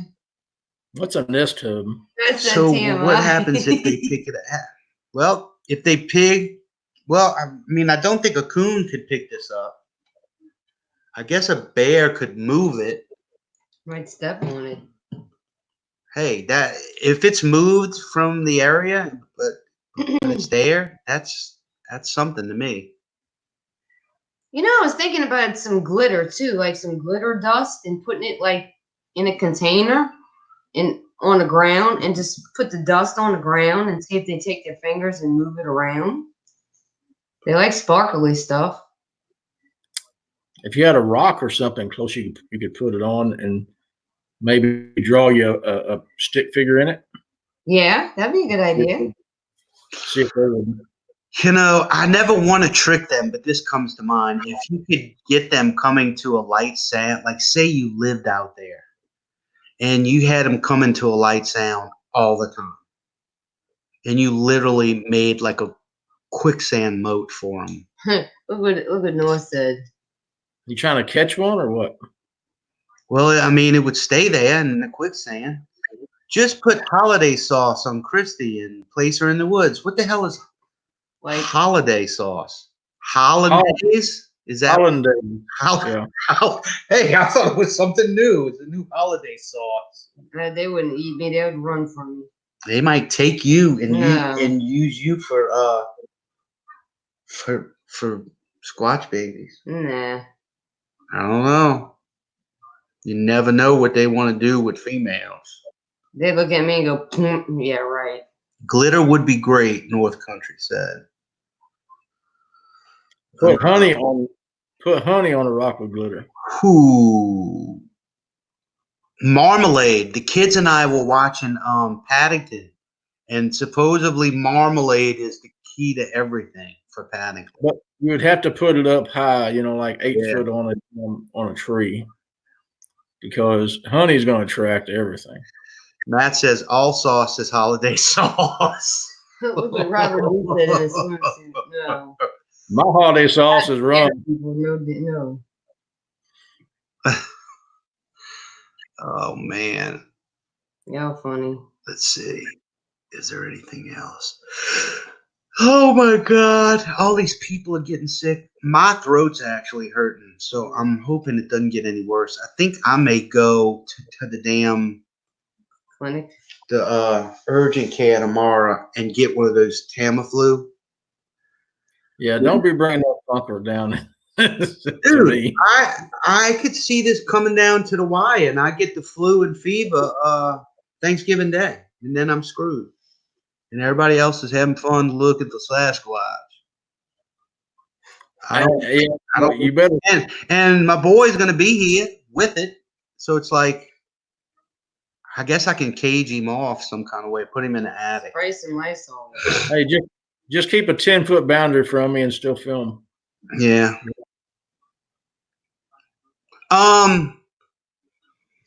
So we need to get on looking at that area and come up with some plan B. No, we definitely have one firelight spot.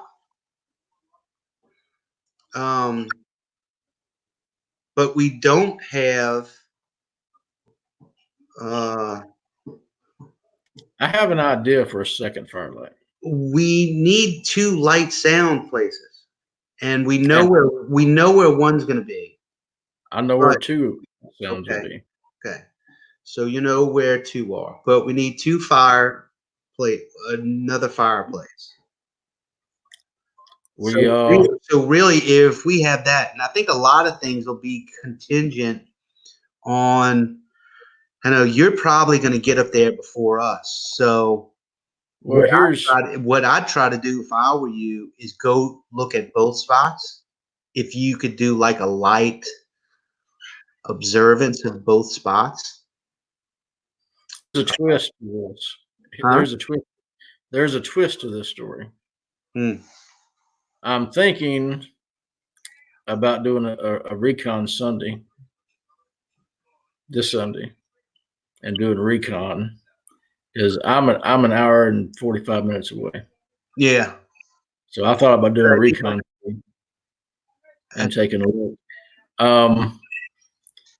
It'll be a little creepy alone, because this is really close to an area that I had a very disturbing encounter at. So it'll be creepy alone, but someone's got to do it. So I'm thinking if I get started tracking and reconning Sunday, it may help us. Yeah. So it's only an hour and a half. I thought it was a little further away, but Well, by the map, I mean, yeah.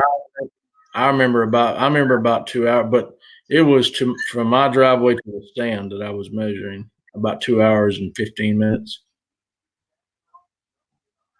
Hey, look at Amber.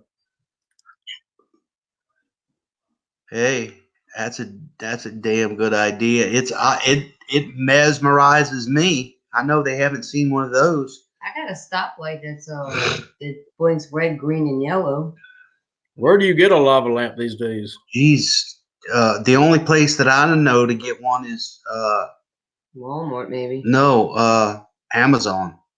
No, Walmart has them. I've never seen them at Walmart. Although I'm not in Walmart, so I wouldn't know. Is there any truth to this, Patrick? Take green sweet gum balls and soak them in grain alcohol. It makes Tamiflu. So what do? The sweet gum from a tree with the spines on them? Soak them in grain alcohol. Then what? You suck on the sweet gum balls? No. I've used green alcohol. Or animal collar with furry animal toy that moves, digs a hole, puts the toy inside, and play animal collar to track Bigfoots. Yeah. What is this? That's what I was trying to read. Everyone says all colored lights bother squatches. I've never heard that before. Especially lights in cameras, except green lights. Try a green glass lens shield. Whatever in front of one cam. Squatch proof. Green, huh? That's the second time I've heard that. What, green is the one, the safe? I think I've heard that too. But I've used green pig hunting too, and they didn't bother them either. But if you find the saran wrap, see if they got green. And any type of diffuser that we get, let's try to get it green. Okay. Hey Scott, what about if I set up a light sound Sunday and let it run during the week? What spot would you do that in? I wouldn't know. I definitely wouldn't do it where Generator Road is, because that's too easy for somebody to go fool with. Well, no, I'm talking if I did that area, it'd be south of that ridge, that high ridge. Oh yeah, from the road, go back in there. Yeah, that's where I'd do it. I would do it on that high ridge. You need to go back there and see if you can get back there. Another place too is Logtown spot, where there is a foot trail that goes back there. Remember, I showed you there's two creeks back there. That might be another spot. Yeah, those are really the only two spots that I've looked at. Really. Yeah, that's the two areas I'd like to do sunlight in. But as you said, we really have 1 day and 2 nights. I know. And with light, sound, and firelight being the most productive experiments, if we had them running during the week when no hunters are in the woods, right? How productive would it be? Well, and this is what I want to know. So you're going to let it go all week. What evidence are you going to get from it? I'm hoping video. Oh, so you're going to get a camera? Yeah. Okay. Well, that or the tracks that are in the. I'm talking the rake that area, whole light radio with a non-IR but not capable camera system buried and camouflaged with only the lens and the motion sensor sticking out. You know what I'd do? What light would you use? I'm gonna take the top off that LED light. Well, now here's the thing though. I would do this tonight before you go to bed. Get the light and the radio. Put the best and brand new batteries in them, and put them outside. So of course you can't hear them, so you can go to sleep. But see how long they run for. The LED light will run for about 5 days. The radio, I'm not sure. Yeah. Because I've used, this is an LED light that I kept for emergencies, and I've been without power for 5 days, and it starts getting weak around 4 days. Yeah. Well, I mean, it literally runs almost a full week. And of course, you do realize leaving it out there longer than one night also subjects the fact that when you go back for it, it might not be there. I understand that. Okay. But that's why I'm going to get way back off the beaten trail. Yeah. Get off the trail and do it. But yeah. I think that's a stellar idea because that's one of the first things you can go check. Yeah, I mean, we can walk into information and data, right? You know, and it would take. You need to get an audio recorder because that audio recorder with good batteries on there's a certain setting. It'll go for 2 days, 2 or 3 days if I put it on the right setting. I was going to ask you this. What do you think about a voice-activated voice recorder? They do have them. It's called Vox technology. It's really an older technology that's been there, automatic. Yeah, it definitely would be. I'd have to test that because how sensitive can it be before it starts recording? Exactly. I mean, how close if it's something that's so sensitive and it just keeps coming on and going off and going off, well, then you can't really hear anything. Or let's say you need a car horn or a train whistle to make the son of a bitch go off. You know, it's like. Well, we are talking about leaving it there, right? But that's a damn good idea. You could extend and leave stuff out for a week. Well, I mean, we are talking about leaving it there, right?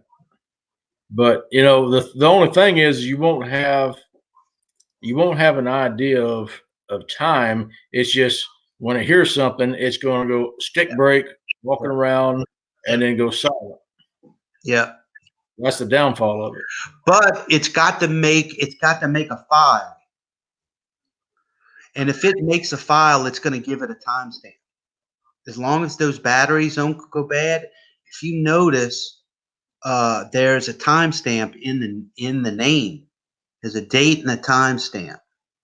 Oh, okay. So even if it goes off, it has to make a file. So if it makes the file and you set it up to put the timestamp in the file name, that'll give us the date and the time.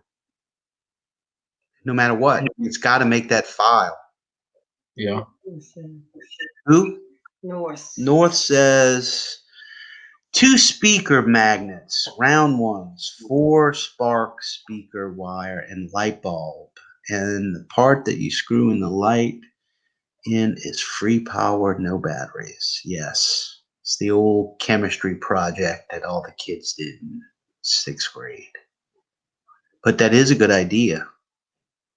You definitely have 4 spark wire speakers. And a light bulb. That's interesting.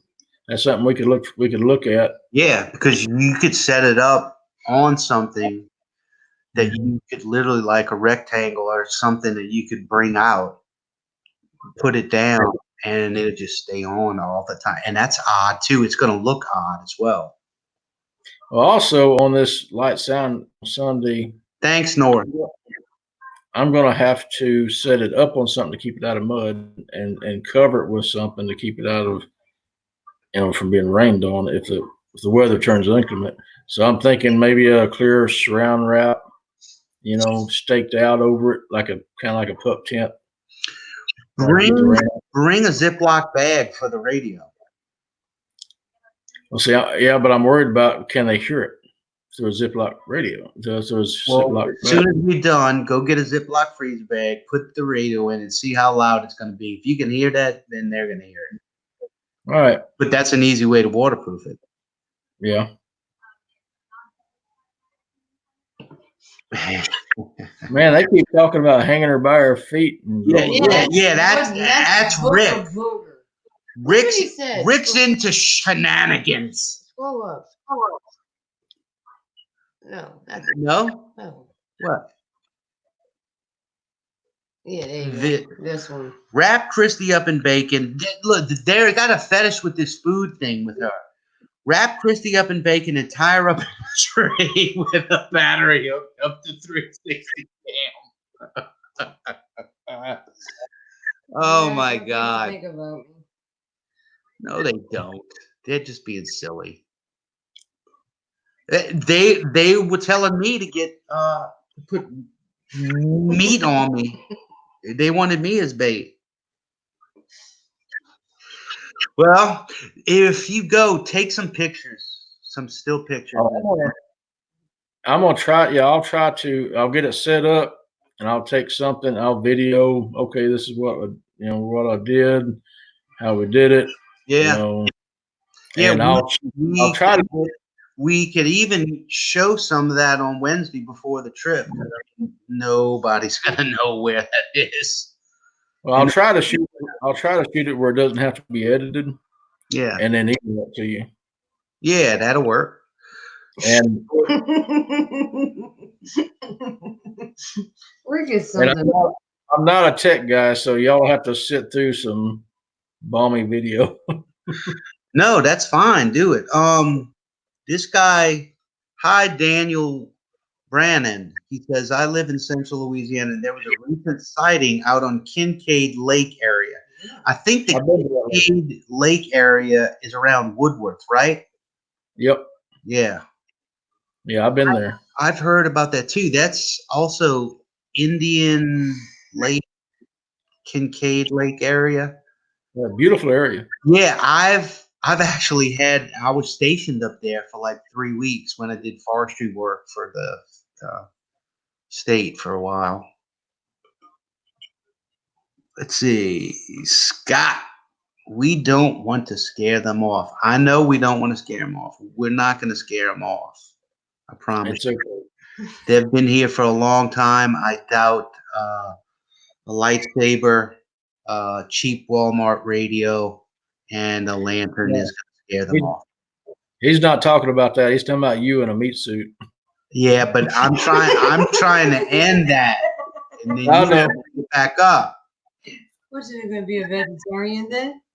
You're going to go out there like, this is awesome. Ace Ventura made a rhino robot he got in, and then he shit himself out. So what you're saying is we need to make like an oversized Sasquatch. Oh, like a mannequin. We could be like we could have mannequins out there or some kind of. Hey, we talked the other night. I got a suit you can put on. Oh, that ghillie suit. And it looks all hairy, and you can take off running. And I don't know, dude. They might get upset. Like caveman with that creature with his I'll be right back. Oh God, Rick, I love that scene in Ace Ventura when he's coming out of the rhino butt. I love when he gets around his face and he starts biting like the rim of the butt, and the woman just passes out. Hey, God, that was Patrick hysterical. could be like the thing on Cave where it was a Yeti creature. And he said he was going to put the ghillie suit on with his butt. Oh my God. A giant possum robot. Holler Hound. Thanks, man. Thanks for coming. Appreciate your time. We're hoping to get. Oh, look, he brought. We'll be on next Wednesday before the recon. Hey, we could comb this out and make it all fuzzy for you. Hell yeah! Wait, that's it. It looks a little Latin. Well, it's been in a bag. Oh, it's been in a bag. Well, we can comb it out. You fit in that? Or is that for a child? I think no, it stretches, but I think it'll fit you. Oh we my put God! Hey, if it'll help me stay hidden, I doubt we're gonna outslide them though. Oh, I'm That's not why. coming through the butthole of a possum, Rick. That's not gonna happen. I'll do it. I'm totally up for the rhino / possum butt excrement robot deal. Maybe you could do the face of Ace Ventura. Hey, open that up. Let's see how it comes out. Christy got a little prize here. She's gonna show y'all. I showed you how to do the other one. No, you didn't. I don't know how to do this thing.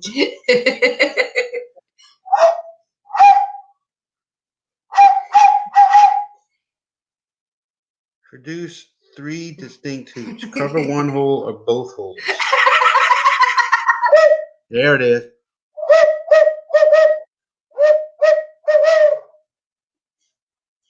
Oh, okay.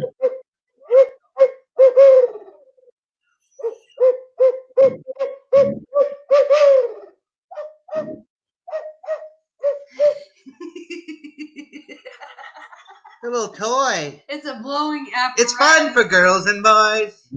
Blowing That's apparatus. Carl cry. With it.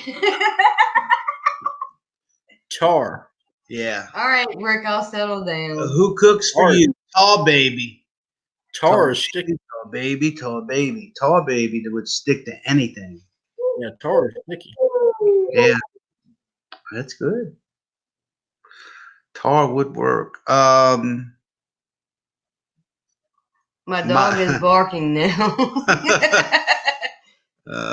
That's funny. Ooh. Well, we got 38 people. It's 10:30. Yes. Is there anything else that you want to chat about there?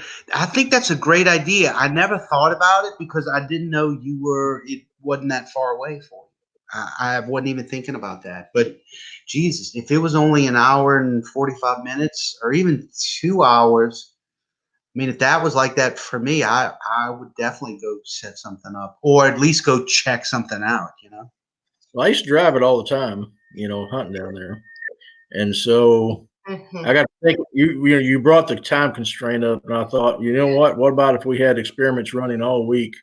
We pull up, we have data there, we can pick up the equipment and shift it to another area. We can actually cover more area and do more light sounds. Yeah. And I'm totally with you. I'm totally with you. I agree with you, Ann. I like his better too.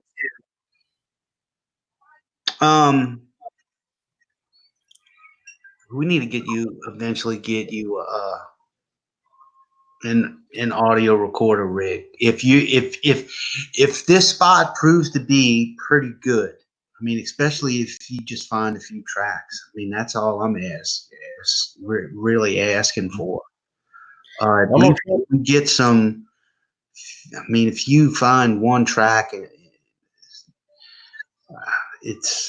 it'll be well worth going in and trying to do it. Well, I don't know if I'll go in there tracking alone. Yeah, I don't blame you. Because this is an area I got sniffed at. You're real close to an area I got sniffed at in a box stand. So yeah, I know. Thanks. Good night, gal. Thank you. Yeah, I I get it. I may take my son, or I may take someone. I'll do it alone, but I would rather try to Well, find look, someone. even if you're not comfortable with going to do the light sound or going to track or anything, I think just getting down there and looking around Yeah. is being that we're only got a weekend, and anything to further the cause of being ahead of the game a little bit once we get there is beneficial, man. It is, but you know me. If I invest time and I labor, know, me too. I'm the same way. If I'm I'm gonna go all the way. then we're gonna do something. I know. Yeah. I mean, this is what we wait for. This is what time is valuable. My time is extremely valuable. If I'm going, then I'm going to do something or get something going, try to find something for sure. But well, that's it, fans. We are gonna wrap up here tonight. We appreciate everybody. Matt, thank you for being in there. Carl, I'm sorry we went over a little bit. We're definitely going to get you on. I want to hear your story about this thing hitting the shutters and all, and especially the other things that are going on at your friend's place. That's odd that y'all are back and forth with it. Rick, it was good seeing you. Booger. Thanks for coming and staying. Rumors of bites. I will give you a fried catfish, Christy. Hell, I'm coming to get some too. No, he's giving it to me. Oh, Bruiser bite. Yeah, I am. You won't ever go alone, Patrick. Yeah. Well, it can get dicey. It can get dicey. You're out there alone. You're away from your out. But you can't be scared of everything. You got to take calculated risks sometimes. And I'm not down there. I'm not down there whooping. I'm not down there growling or knocking. Right. Just going in there, in and out, look around. Well, that's it, guys. I'm gonna go ahead and shut it down. We appreciate everybody from coming on. Tune in for next Wednesday. Patrick may have some photos or video that we could actually look at for next week. We're definitely going to go live sometime next week, next Wednesday, for the recon trip. And then, of course, once we're done, I'll be editing that, and it'll probably be out the way it's been going. It'll probably be out on a Friday or something. So, but it ought to be interesting. We're going someplace new. We're going someplace that's actually had some activity with people hearing odd growls. We're going into those areas. This is also, I don't think we mentioned this, but this is close to your second encounter.